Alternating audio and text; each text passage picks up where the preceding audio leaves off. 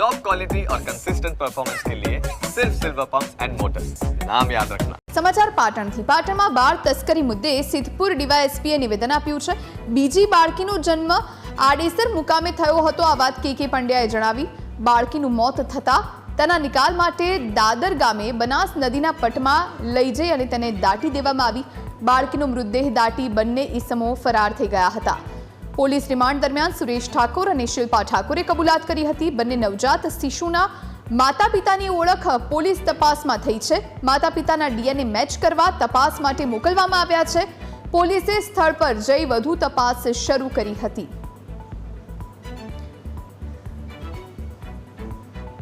બાળક છે એ આડેસર તરફની એક હોસ્પિટલમાંથી મળી આવતા તેમાં નરેશભાઈ રબારી અને ધીરેન્દ્ર ચાવડા આ બંનેની સક્રિય ભૂમિકા આવતા બંનેની ધરપકડ કરેલ છે।